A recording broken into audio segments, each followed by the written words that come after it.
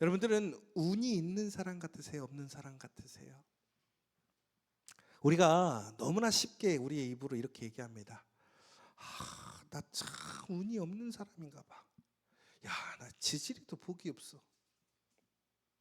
그런데 가끔은 또 이럴 때 있지 않아요? 야, 오늘은 운이 좋네.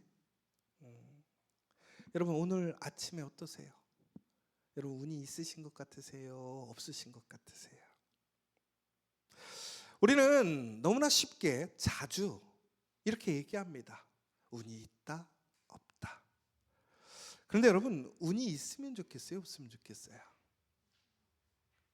여러분 운이 필요하다고 생각하세요? 필요 없다고 생각하세요?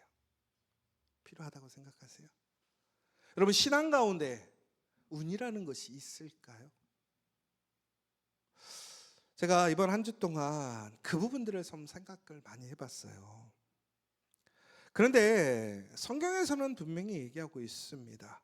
우리의 인생이, 우리의 미래가 운에 달려 있지 않다라고 되어 있습니다. 우리의 인생은 하나님 손에 달려 있다라는 거예요. 그러면 운이라는 것을 부정하는 것일까요? 아니에요. 성경 안에도 운이 있어요. 오늘의 핵심은 이겁니다. 그렇다면 우리는 성경 안에서 말씀 가운데 운이 있는 사람이 어떤 사람인지, 또 그 운을 누리려면 어떻게 살아가야 할 것인지, 더 나아가서는 그저 운을 기다리는 사람이 아니라 믿음 안에서 운을 만들어갈 수 있는 사람이 될 수 있는지, 오늘 말씀은 바로 그러한 내용들을 다루려고 합니다. 여러분 혹시 현진건의 운수 좋은 날 읽어보셨습니까? 예전에 우리 교과서에 다 있었던 것 같아요. 거기에 보면 이제 김천지가 나오잖아요. 김천지가 그날 안 되던 장사, 너무 일반적인 날하고 다른 좋은 날을 경험하게 됩니다. 그래서 그가 고백하게 뭐냐면, 야, 오늘은 정말 운수 좋은 날이다. 그런데 그가 집에 돌아갔을 때 어떻게 되었습니까? 그 하루가 완전히 운수 좋은 날인 줄 알았더니 아내는 죽었어요. 그리고 그의 행운은 철저히 무너지고 비극으로 끝났습니다. 그러면 김천지는 운수 좋은 날입니까? 운이 없는 날입니까? 여러분 세상에서 얘기하는 운이라는 것은 매우 순간적입니다. 그리고 일시적인 것이고 제한적입니다. 그러나 우리는 운이 필요하다고 얘기합니다. 여러분 우리도 이렇게 얘기하잖아요. 어떻게 그렇게 되셨어요? 그럼 우리가 쉽게 얘기하는 게 뭐예요? 운이 좋았어요. 여러분 성경은 그런데 우리의 인생이 운에 따라간다고 얘기하지 않고 있지요. 분명히 성경은 뭐라고 되어 있냐면 하나님의 손에 달려 있다라고 얘기하고 있습니다. 성경에서는 많은 이 증거에 대한 이야기를 하고 있습니다. 특별히 요셉이 형제들과 만났을 때 이렇게 고백합니다. 당신들은 나를 해하려 하였으나 하나님은 그것을 선으로 바꾸사 오늘과 같이 많은 백성의 생명을 구원하게 하시려 하셨나니. 이것은 무슨 얘기냐면 그러니까 요셉의 인생에 수많은 고난과 시험과 장애와 어려움이 있었더라는 거예요.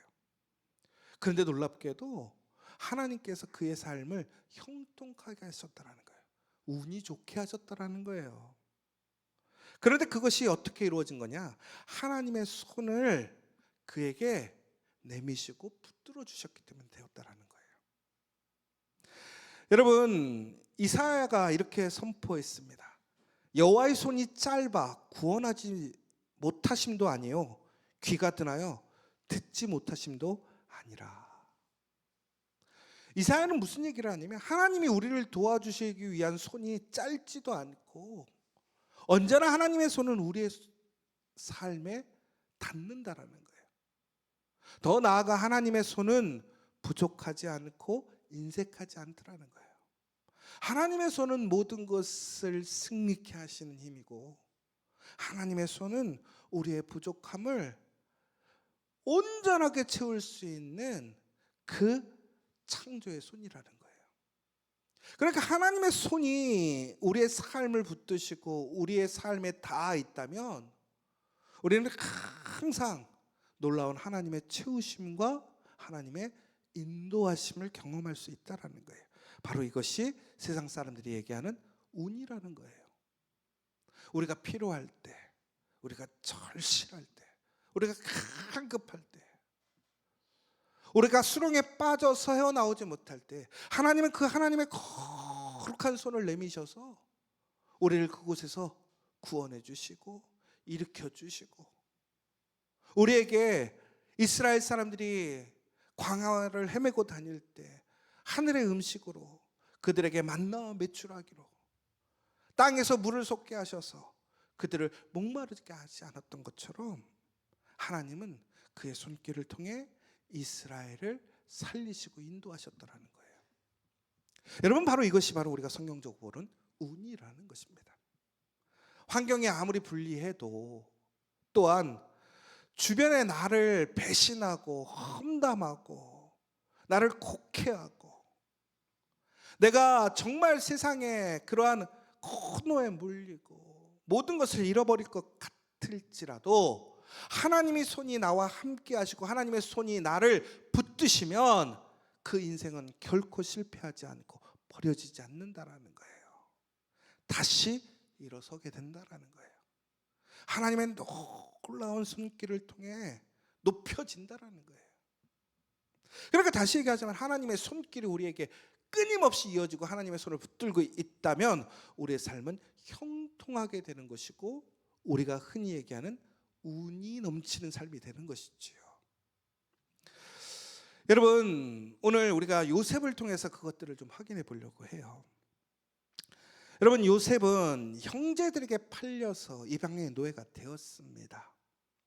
그런데 그리고 나서 그가 또 감옥에도 갇히고 수많은 인생의 굴곡을 경험하고 정말로 상처를 당하죠. 여러분들이 물어보겠습니다. 요셉은 운이 있는 사람입니까? 운이 없는 사람입니까? 어떤 것 같으세요?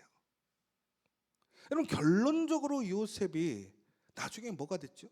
애굽의 총리가 됐어요.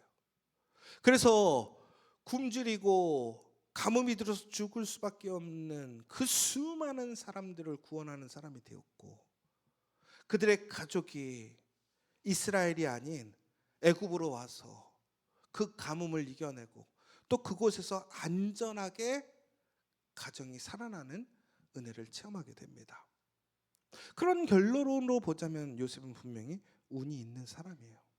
그런데 오늘 우리가 이야기하는 내용들을 보자면, 여러분, 요셉은 처음에 어찌 보면 운이 있는 사람이었어요. 왜 그렇습니까? 그가 태어났을 때 그는 11번째 아들로 태어났어요. 형제들 중에. 형제가 12명이었으니까. 그러면 그 집에서 순서로 따지자면 11번째 서열이란 말이에요. 그런데 이 요셉은 태어날 때부터 아버지의 특별한 사랑을 받았습니다. 왜? 라헬의 자손이에요. 야곱이 가장 사랑했던 여인의 아들이란 말이에요.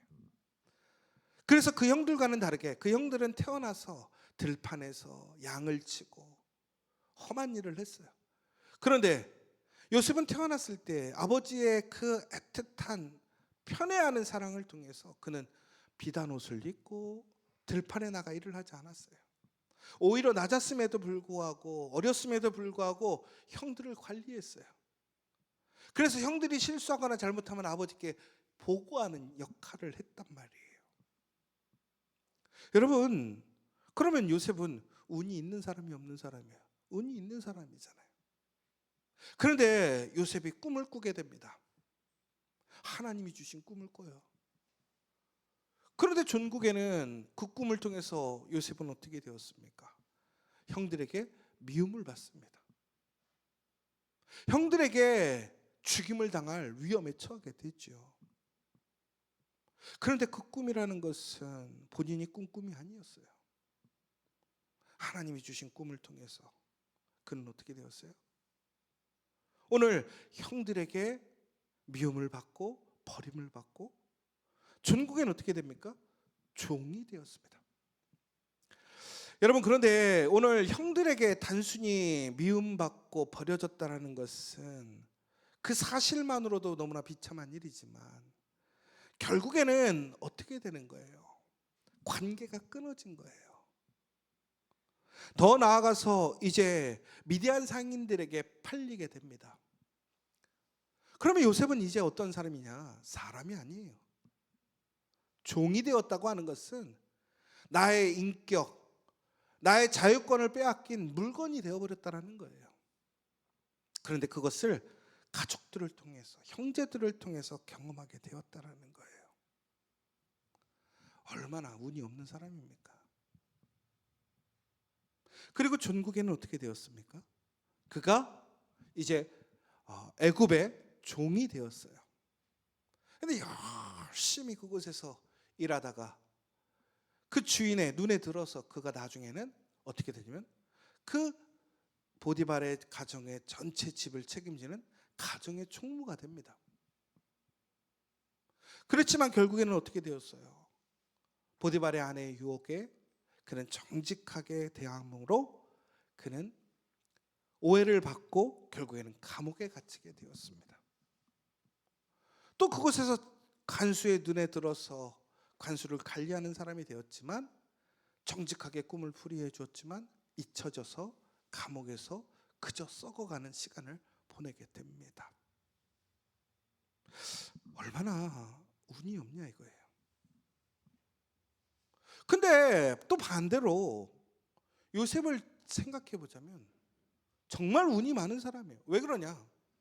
여러분 방금 얘기했던 것처럼 여러분 그 시대에 이처럼 가족에게 버림을 받고 타국에 종으로 팔려가서 더 나아가서는 그 종의 신분에서 감옥을 가게 되었을 때 그것을 극복하고 다시 뭔가 새로운 삶을 시작할 수 있다는 것은 불가능에 가깝다는 거예요. 예전에 혹시 글래디에이터라는 영화를 보신 적 있으십니까? 로마 시대의 검투사들에 대한 얘기예요. 그런데 그 검투사들에게 주어지는 가장 큰 특혜가 뭐냐면 최종 우승을 하게 되면 그에게 자유권이 부여되는 거예요. 여러분 그런데 그 글래디에이터는 수백 명이 도전을 하지만 다 죽어요. 그 중에 오직 한 사람만이 살아남아서 자유함을 누릴 수 있는 거예요. 여러분 이처럼 종이 되어서 자유인이 된다는 것은 너무나 어려운 일이고 불가능한 일이란 말이에요. 그런데 요셉은 오늘 보면요 계속해서 그의 인생은 어떻게 되냐 무너지는 인생입니다. 하나님 앞에 정직하게 혹은 인정받지만 그 인정받고 운이 좋아 보이는 것들이 그를 다시 위로 끌어가는 것이 아니라 오히려 더 밑으로 내려버리는 그러한 모습들을 보게 되지요. 여러분 그러나 결국에는 어떻게 되었습니까? 요셉이 애굽의 총리가 되었습니다. 그러면 여러분 어떻게 요셉은 이렇게 운이 좋았다가도 나쁘고 나빴다가도 다시 좋아지고 그런데 그렇게 됐을 때는 일반적으로 사람들의 그 운이라는 것이 삶이라는 것은 점점점 좋아지는 것이 아니라 점점점 내려가는 것이 일반적이에요. 그런데 요셉은 어떻게 되었습니까? 완전히 밑바닥으로 갔다가 하나님께서 상상할 수도 없는 자리로 이끄시는 그 놀라운 하나님의 복을 누리게 됩니다. 그러면서 생각을 해보는 거예요. 요셉이 어떻게 이렇게 운이 좋았을까? 속된 얘기로 하자면 여러분 보세요. 요셉이 보디발의 집에 갔을 때 보디발의 눈에 듭니다. 그리고 감옥에 갔을 때 간수장의 눈에 듭니다. 그리고 바로 앞에 갔을 때 바로의 눈에 듭니다. 분명히 그에게는 출중한 능력이 있어요. 여러분 그런데 우리가 능력이 있다고 인정받는 거 일반적이지 않아요? 여러분 얼마 전에 좀 다른 얘기긴 하지만 한 정당에서 대표로 뽑혔는데도 인정받지 못하고 쫓겨날 뻔했잖아요. 이게 세상이란 말이에요. 그런데 어떻게 애굽 사람도 아니고 이스라엘 사람이란 말이에요. 그리고 그에게는 어떤 제목이 붙어 있죠? 간음자, 도적질한 자. 그렇던 사람이 어떻게 왕의 총리가 될 수 있느냐라는 거예요. 여러분, 이 이유는 간단합니다. 여러분, 보디발이 오늘 그 요셉을 바라봤을 때 그 요셉을 선택한 이유가 있었어요. 여러분, 그 이유가 뭐라고 되어 있냐면 성경에 반드시 분명히 나와 있는 게 뭐라고 되어 있냐면 보디발은 요셉이 하나님과 함께함을 통해 형통한 자라고 고백하고 있어요. 여러분, 그런데 이 형통하다라는 얘기가 뭐냐면 막힌 것을 뚫고 간다라는 얘기예요. 그러니까 보디발이 봤더니 이 요셉이 어떤 사람이냐면 요셉한테 일을 맡겨놓으면 안 되는 일, 불가능한 일, 장애가 있는 일들이 어떻게 하는 거예요? 뚫리는 거예요. 길이 열리는 거예요. 여러분, 그런 사람하고 일하고 싶지 않아요? 여러분, 뭔가 일을 맡기면 다 안 된대. 사람들은 불가능하대. 근데 그 사람만 하면 돼. 그런 사람하고 일하고 싶지 않아요? 그런데 보디발이 보니까 요셉이 그런 사람이었다는 거예요. 그럼 요셉이 운이 좋은 사람일까요? 세상 사람들은 그래서 그러면 이렇게 얘기해. 넌 참 운도 좋다. 근데 놀랍게도 보디발이 고백을 합니다. 그건 운이 아니라는 거예요. 뭐예요? 운이 아니라 하나님의 함께 하심이었다라는 거예요. 보디발이 보니까 그 요셉의 하나님이 요셉과 함께 하심으로 요셉을 형통하게 하더라는 거예요. 그리고 전국에는 어떻게 됐어요? 그가 먹는 것 외에는 모든 것을 요셉에게 맡깁니다. 왜? 하나님이 함께 하심으로 그에게는 우리가 얘기하는 속된 운이 차고 넘치는 거예요. 여러분, 기억하셔야 돼요. 우리에게는 운이 분명히 필요합니다. 운이 우리의 상황을 변화시키기도 하고 기회를 만들어주기도 해요. 그런데 그것은 우연히 찾아오는 것일 수도 있지만, 그러나 그것을 만드시는 분이 누구냐? 하나님이시라는 거예요. 여러분의 하나님의 손길이 닿는다면, 하나님의 손길이 이어진다면 여러분 반드시 여러분 운이 넘치는 사람이 될 줄 믿으시기 바랍니다. 여러분, 그런데 오늘 우리는 이 이야기에서 주목해야 될 것이 있어요. 뭐냐면 여러분, 진짜 세상적으로 얘기했을 때 운이 있는 사람은 누구였습니까? 보디발입니까? 요셉입니까? 보디발이죠. 왜 그런지 아세요? 보디발은 요셉을 통해서 그의 가정이 어떻게 됐어요? 형통하게 되었어요. 그런데 보디발이 한 건 뭐냐면 요셉을 사온 거예요. 종으로 드린 거예요. 만약에 요셉이 아닌 사람이 들어왔으면 어떻게 되는 거예요? 보디발의 집에 형통함을 경험할 수 없었더라는 거예요. 그런데 보디발이 요셉이 오니까 어떻게 되는 거예요? 그 집이 형통하게 되니까 그가 자신의 먹는 것 외에는 모든 것을 다 맡겨버릴 정도로. 그러면 보디발에게 만약에 다른 사람이 들어왔다면 그에게는 그런 형통함이 일어날 수 없는 것이죠. 그런데 요셉이 들어왔기 때문에 그에겐 그 형통함이 이어지고 풍성해진 거예요. 그러니까 오늘 보디발이 요셉을 통해서 형통함을 경험한 것은 세상적으로 보면 보디발에게는 운이에요. 운이 참 좋은 거예요. 왜? 하필 요셉이 들어왔으니까. 요셉이 안 들어왔으면 안 되는 거예요. 그런데 여러분 생각해 보세요. 추후에 보디발이 이 요셉을 어떻게 하냐면 감옥으로 보냅니다.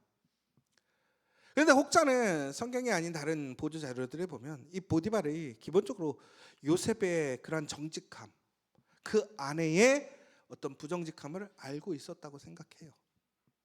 그럼에도 불구하고 그의 체면과 성황 때문에 요셉을 어떻게 한 거예요? 감옥에 보낸 거예요. 여러분, 그런데 보디발은 요셉을 통해서 운이 좋아서 그의 집이 형통해졌던 복을 받았는데, 오늘 요셉을 자신을 위해서, 자신의 체면 때문에 나쁜 운이 올까봐 요셉을 감옥으로 보냈어요. 추후에 그의 인생은 어떻게 되었을까요? 성경에는 정확하게 나와 있지 않아요. 그런데 이 보디발의, 제가 생각했을 때 그의 삶은 가장 그의 전성기는 언제였을까?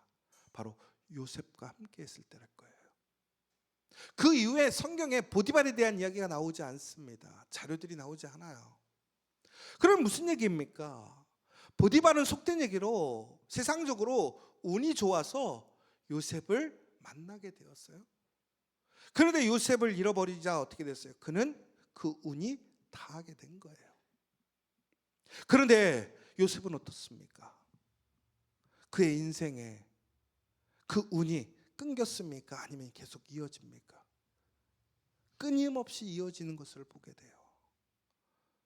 감옥에 가서도 간수장의 눈에 들게 되고, 꿈풀이를 해줬던 그 사람을 통해서 왕 앞에 나아가게 되고, 그 왕의 이야기를 통해서 그는 애굽의 총리가 되고, 그리고 흩어졌던 가족들이 다시 함께 모이고 용서하고 애굽에서 새로운 하나님의 계획에 참여하는 놀라운 운이 이어지는 걸 보게 돼요. 여러분, 그렇다면 그 운의 핵심은 뭐냐 이거예요. 결국은 운을 찾아오는 사람이 되는 것이 아니라 운을 만드는 사람이 되어야 하는데, 그 운을 만들 수 있는 것은 누구냐? 하나님이시더라는 거예요. 그 하나님의 손길이 그 사람을 붙들고 있고 하나님의 손길이 그 사람에게 닿는다면 그 사람은 운을 만들 수 있는 사람이 된다는 것이죠. 여러분, 그렇다면 어떤 사람이 되고 싶으십니까? 그저 운을 기다리는 사람이 되고 싶습니까? 아니면 운을 만드는 사람이 되고 싶으십니까? 여러분, 저는 그래서 이번 한 주 동안 이것을 좀 묵상해 봤어요. 그렇다면 우리가 요셉과 같이 어떻게 운이 있는 사람이 될 것이냐, 운을 만들 수 있는 사람이 될 것이냐. 그랬더니 거기에는 세 가지 키워드가 나왔어요. 첫 번째, 요셉에게 그렇게 운이 지속적으로 이어졌던 것은, 결론적인 것은 하나님의 섭리와 은혜예요. 하나님의 손길이 그와 함께 있기 때문에 그렇다는 거예요. 그러면 다시 얘기하자면 이거예요. 하나님의 손길이 어떻게 나와 지속적으로 이어지게 할 것이냐, 하나님의 섭리와 은혜가 나에게 임하게 할 것이냐, 이것이 바로 키워드라는 거예요. 여러분, 오늘 너무나 중요한 날이에요. 여러분들 오늘 정말 운 좋은 날인 줄 아세요? 왜? 오늘 여러분은 운을 만드는 사람이 될 것이니까. 그러면 가장 중요한 키워드 첫 번째가 뭐냐? 정직함이라는 거예요. 정직함.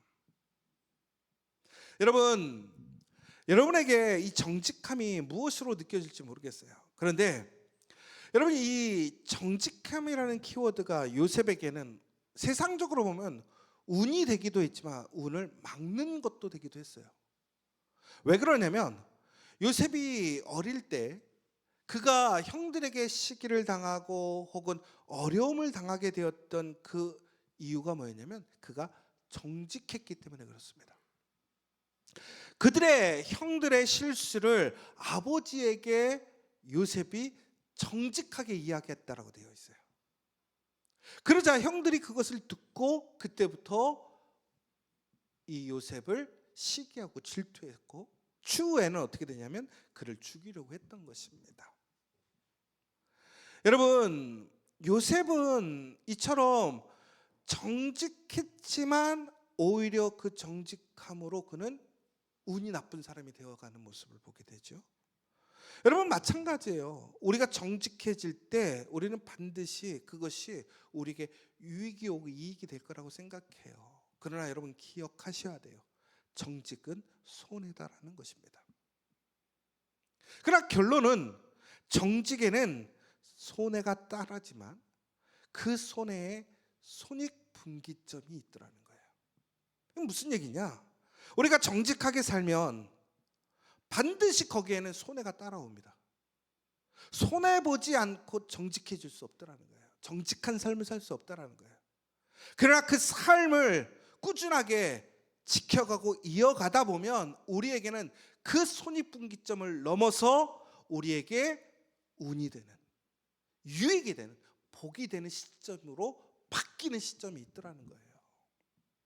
여러분, 그래서 이 정직이라는 단어를 우리가 좀 찾아보면 옥스퍼드의 사전적인 의미로 보자면 두 가지로 나와 있거든요.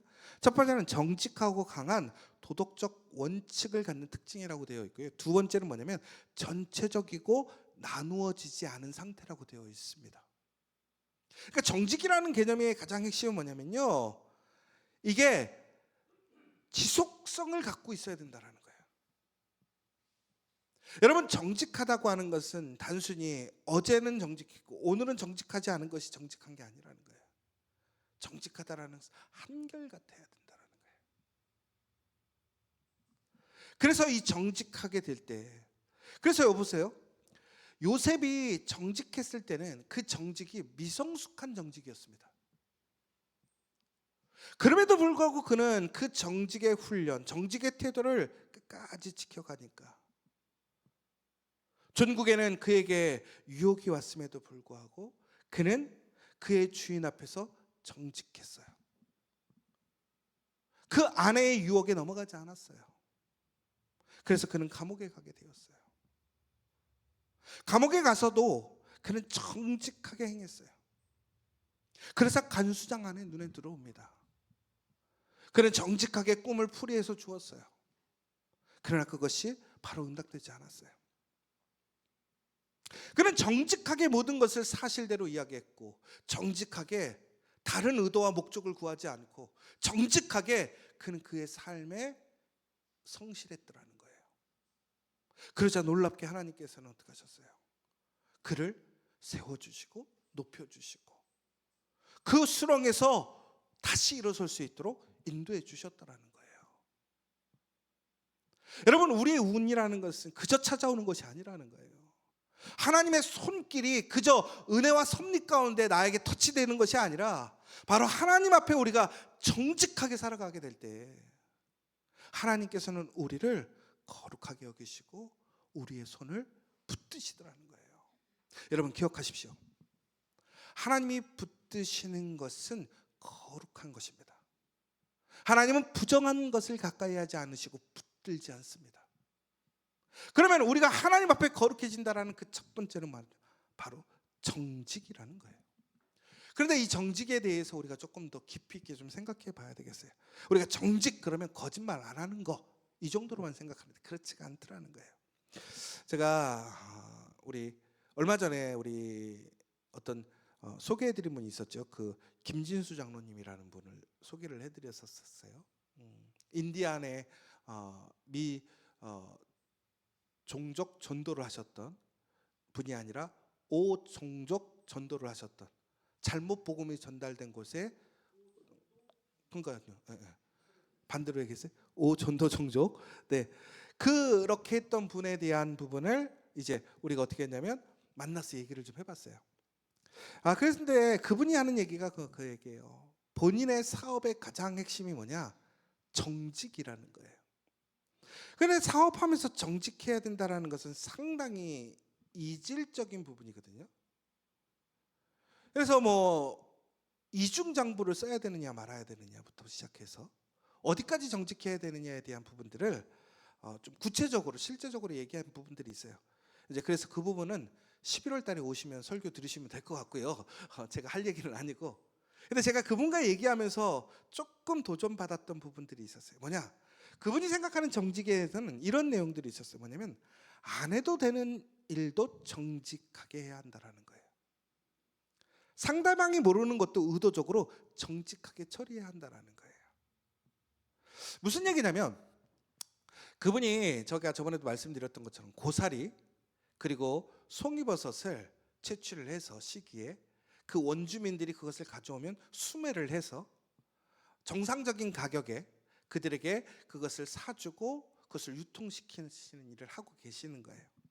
그래서 긱섬이라는 회사를 운영하고 계시는데, 그런데 그 회사에서 다른 사람들은 기본적으로 어떻게 하면 싸게 사올 건가에 포커스가 있다라는 거예요.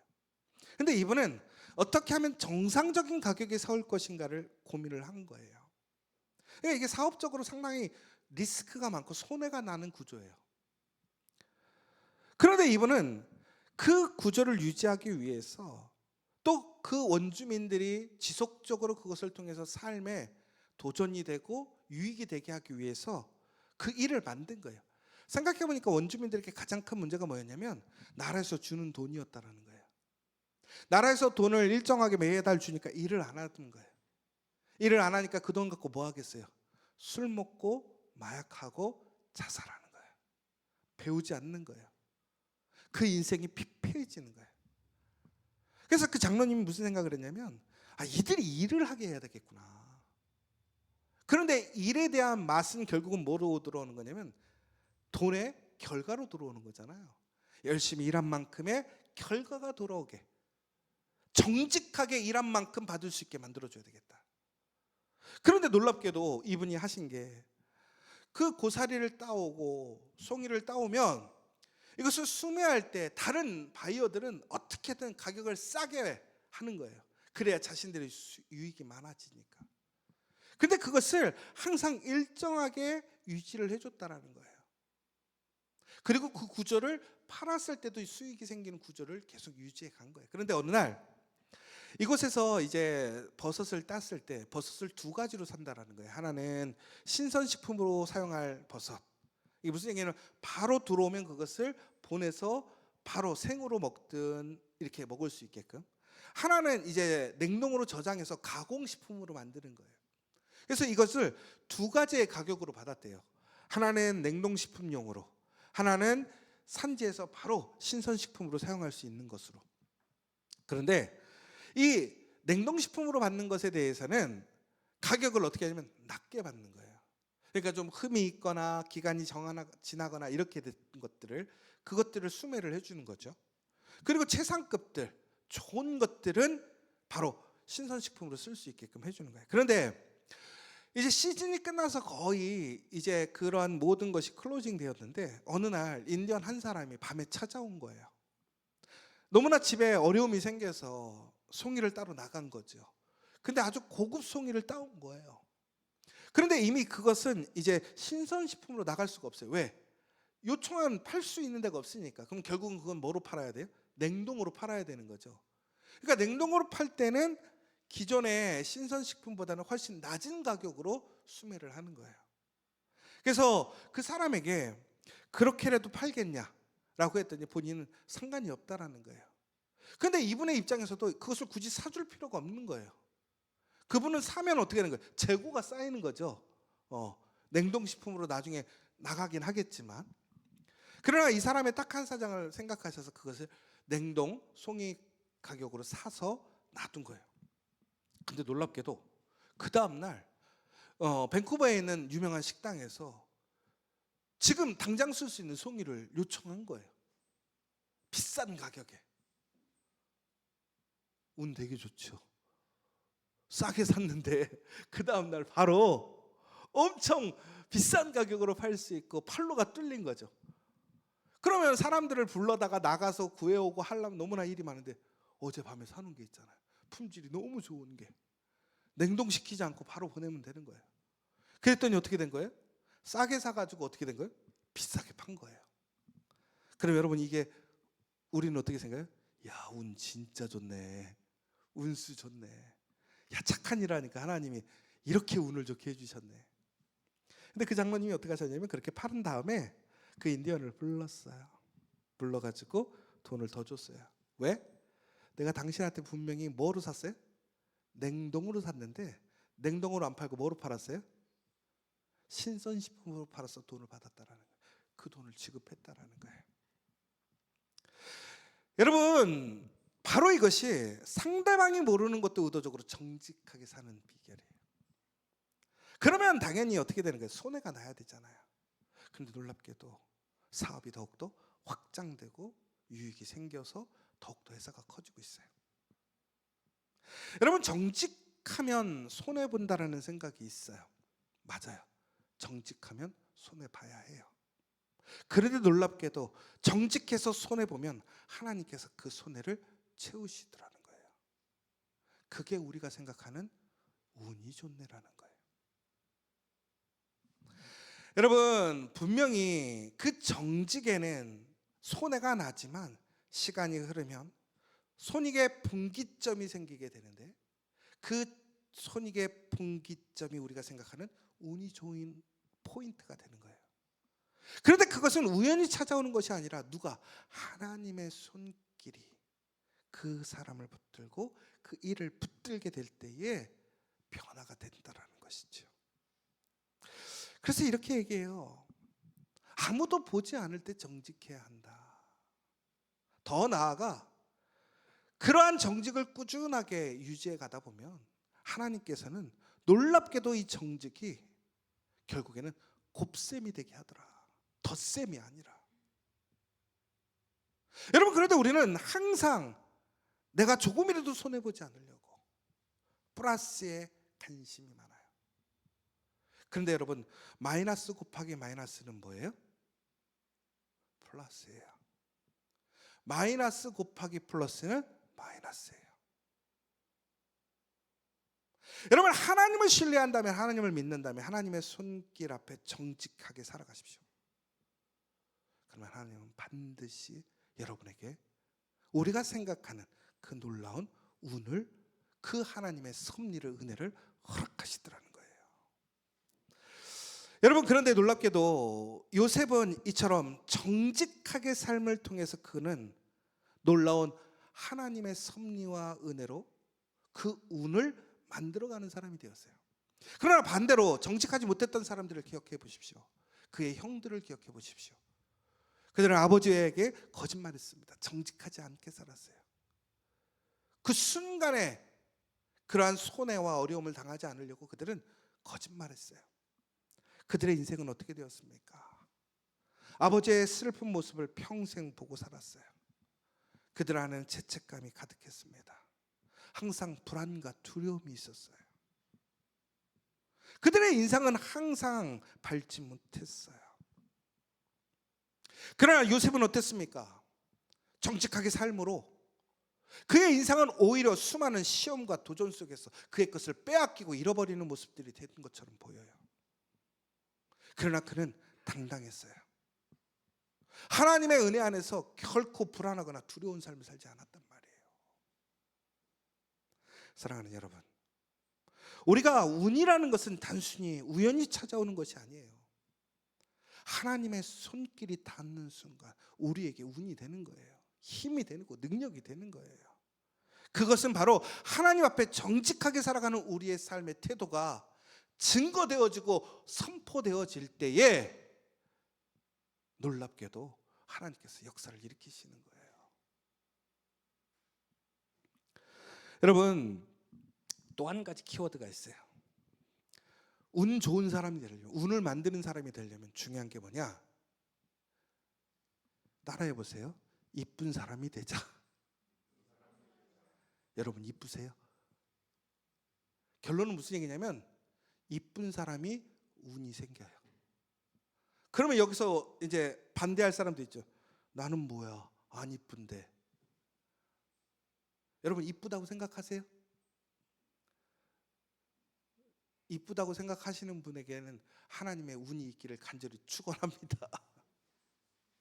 그런데 여러분, 여기서 오해하지 마셔야 돼요. 이쁜 게 뭐냐 이거예요. 이쁜 게 뭐냐. 오늘 창세기 39장 6절에 보면 요셉에 대해서 뭐라고 얘기했습니까? 우리가 읽은 것이 나온 요셉은 용모가 빼어나고 뭐 했더라? 아름다웠더라. 아름다웠더라. 여러분, 이쁜 거는요 두 가지가 있더라고요. 하나는 뭐냐면 겉이 이쁜 거, 그리고 속이 이쁜 거. 그런데 하나님의 놀라운 은혜와 복을 받은 사람들, 우리가 흔히 얘기하는 야 저렇게 운이 좋은 사람들, 그 사람들의 특징이 있는데 뭐냐면 그 사람들은 대부분이 아름다운 사람들이었다라는 거예요. 아름다운 사람들.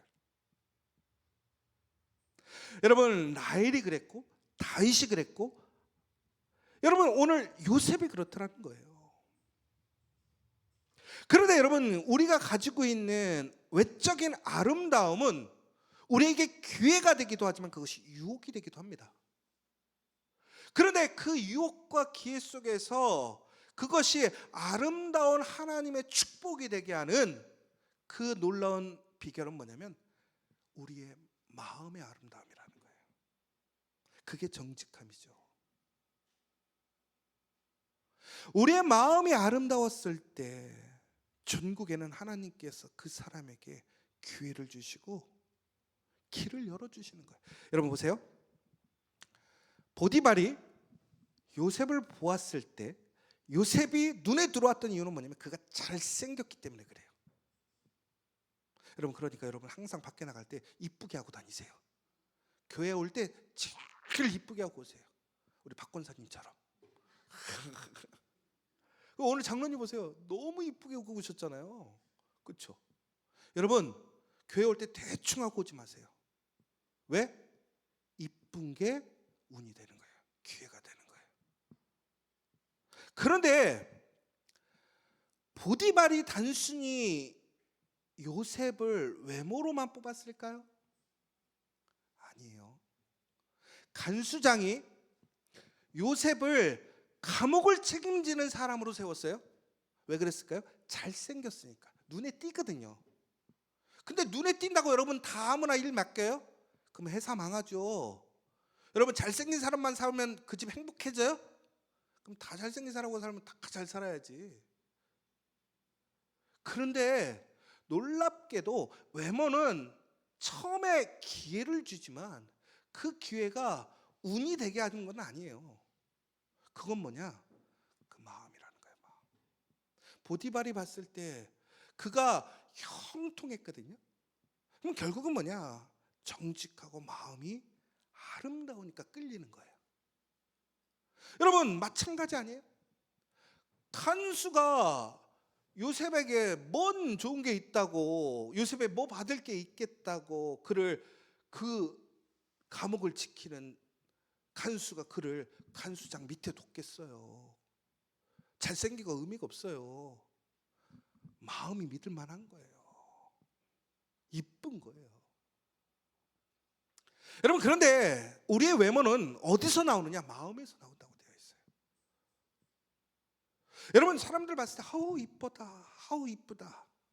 원초적인 이쁨은 그냥 겉모양이 이쁜 거지만 여러분 근데 겉모양이 이쁜데 속은 썩어서 문들어가고 이기적이고 아주 그냥 나쁜 사람이면 여러분 이쁘다고 얘기해요?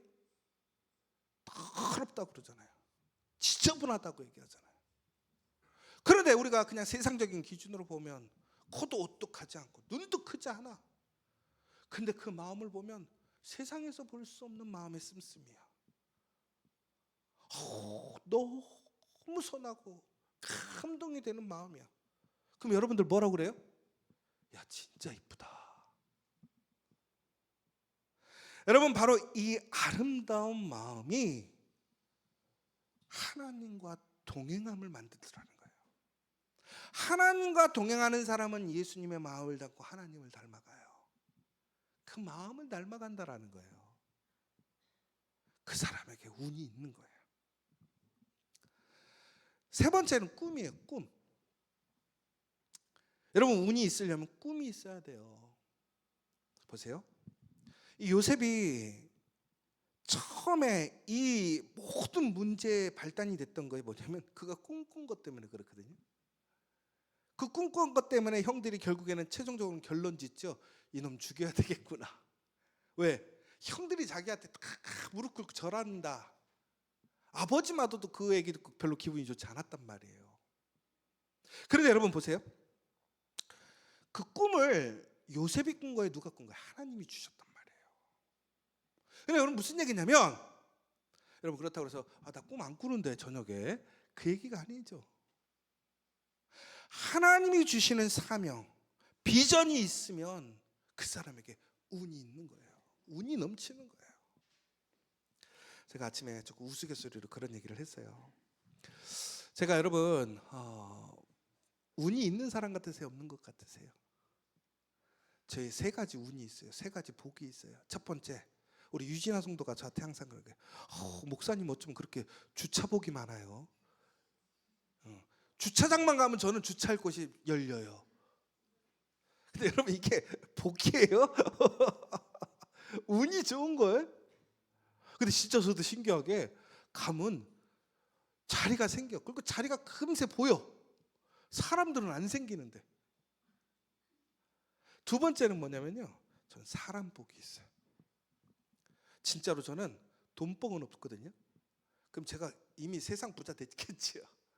근데 그 돈보다 더 좋은 사람들이 옆에 있어요. 사람들이 맨날 그래요. 야, 너는 어떻게 그렇게 복이 있냐? 네 옆에 어떻게 그런 좋은 사람들이 있냐? 저는 제가 생각해봐도 제 능력하고는 다르게 사람이 옆에 있는 것 같아요. 그 증거가 뭐냐? 여러분들이잖아요. 저는 여러분들이 저의 복이에요. 근데 사람들이 봐도 여러분들이 복처럼 느껴지는 거예요. 여러분, 그리고 또 한 가지 제 복이 뭐냐면 저는 일복이 있어요. 일을 끊임없이 일해요. 일이 멈춤없이 와요. 근데 제가 너무 감사했던 게 뭔지 아세요? 제가 세상의 일이 아니라 하나님의 일을 하면서 감사했던 거는, 솔직히 하나님의 일을 하면서 가장 어려운 게 뭐냐면 우리가 금전적으로 혹은 그 일들을 진행할 때 많은 애로사항들이 있어요. 근데 저는 돈 없어서 혹은 문제가 생겨서 자격이 안 돼서 일 못하지 않았었어요. 우리 지저처치가 지금까지 꿈꾸고 얘기하는 거 우리가 다 얘기했던 거 하는 거잖아요. 사람들이 그게 제일 신기하대. 야, 어떻게 이게 되냐? 여러분, 그런데 안민호 목사가 참 저 목사 운이 좋은 사람이네. 근데 저희 집이 그렇게 운이 좋을 집이 아니에요. 제가 고백하기는 이 운이 있는 이유는 하나님 때문에 그런 거예요. 하나님 때문에. 제가 그래서 항상 가끔씩 얘기하잖아요. 우리 아들들, 내가 죽고 지혜 사못 죽어도 우리 아들 희원이가, 지원이가 정말 하나님 만났으면 걱정 없어요. 근데 얘네가 지금 아무리 편안하고 안전하게 살아도 하나님 모르면 얘네 미래가 없는 거예요. 소망이 없는 거예요. 왜? 제 인생이 그랬고 우리 가정이 그렇고 우리 교회가 그러니까. 저는 우리 가정이, 우리 교회가 그 증거가 되었으면 좋겠어요. 모델이 되었으면 좋겠단 말이에요. 사랑하는 여러분, 우리에게 운이 필요해요. 그런데 그것은 세상의 운이 아니라 하나님이 허락하시는 하나님의 그 손길이 우리에게 이어질 때 그것이 운이 됨을 기억하시기 바랍니다. 운을 기다리는 사람이 아니라 운을 만드는 사람이 돼야 돼요. 하나님이 기뻐하시고 하나님이 만지시고 싶은 그 사람이 된다면 여러분, 우리에게는 놀라운 섭리와 은혜가 임하게 됨을 믿으시기 바랍니다. 오늘 우리의 삶이 척박합니까? 두렵습니까? 여러분, 저도 두려울 때가 있고 답답할 때가 있어요. 그런데 저는 기대해요. 소망해요. 왜? 나는 운 있는 사람이니까. 따라해 보세요. 나는 운이 많은 사람이다. 우리 옆에 분도 한번 얘기해 주세요. 당신은 운이 참 좋은 사람입니다. 여러분들에게 그 은이 충만하시기를 간절히 소망합니다. 오늘 이 시간 우리 함께 기도했으면 좋겠습니다. 여러분, 요셉은 가족에게 버림을 받았어요. 그리고 노예가 되고 죄수가 되었습니다. 그러나 하나님은 그 모든 고난을 통과하게 하시고 민족의 생명을 구하는 자로 높이셨습니다. 여러분, 그런데 그것은 운이 아닙니다. 바로 정직한 중심, 믿음의 고백, 경건의 습관이 하나님의 손에 붙들리게 했다라는 거예요. 하나님의 손은 짧지 않습니다. 하나님의 손은 인색하지 않습니다. 하나님의 손은 강력합니다. 그 손길이 닿는다면 우리의 인생은 바뀝니다. 승리하게 됩니다. 우리가 운이 없는 인생이 아니라 은혜로 쓰임받는 인생 되기를 간절히 소망합니다. 오늘 이 시간 운이 없어 보이는 날에도 하나님의 손길은 여전히 우리를 향하고 있고 우리를 붙들고 계심을 믿으시기 바랍니다. 그리고 기대하시기 바랍니다. 그렇게 살아가길 원합니다. 하나님께서 반드시 요셉과 같이 우리를 채우시고 인도하실 줄 믿습니다. 우리 이렇게 기도했으면 좋겠습니다. 하나님, 나는 운이 없는 인생이 아니라 하나님 손안에 있는 인생임을 믿습니다. 요셉처럼 정직하게 아름답게 하나님의 꿈을 꾸고 살아가겠습니다. 하나님, 나의 현실이 아무리 불리해도 하나님의 손은 여전히 나와 함께 일하고 계심을 믿습니다. 신뢰합니다. 고백하며 나아가는 시간 되었습니다.